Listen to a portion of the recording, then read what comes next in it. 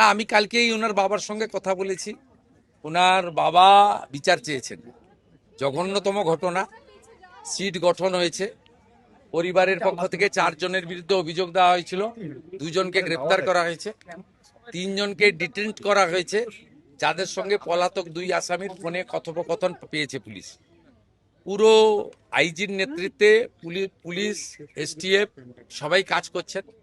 ওনার পরিবার যা যা চেয়েছেন সরকারের কাছে, সেই কাজ সরকার করছে। আমি আশা করি যে তদন্তের মাঝপথে আমার না বলাই ভালো, কিন্তু এটুকু আমি বলে দিচ্ছি, পরিবার যেভাবে জাস্টিস চেয়েছেন, পরিবার সরকার এবং পুলিশের কাছ থেকে যে যে সহযোগিতা চেয়েছেন সেটা তারা পাবেন। মোট 4টি মামলা হয়েছে। একটি এই জঘন্যতম অপরাধের মামলা ছাড়া আরো 3টি মামলা হয়েছে।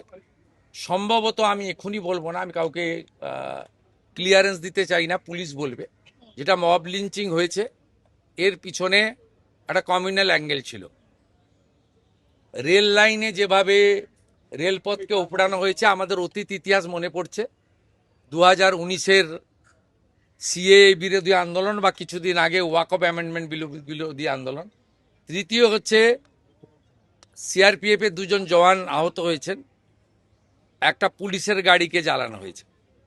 আপনারা নিশ্চিন্তে থাকুন, প্রথমটার তো বিচার দেব, ক্যাপিটাল পানিশমেন্ট দেব। ওর বাবা যা যা চেয়েছে সব করবে মুখ্যমন্ত্রী।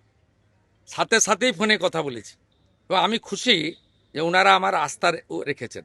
বাকি 3টে বিষয় যারা যুক্ত, যারা অতৃপ্ত আত্মা, ভোটে হেরে যারা ঘরে ঢুকে গেছিলেন, এখনো ঢুকে আছেন, এই তিনজন মিলে এই যে 3টে কাণ্ড করেছে না, এদেরকেও কিন্তু ভুগতে হবে। এমন ভোগাবো বুঝতে পারবে।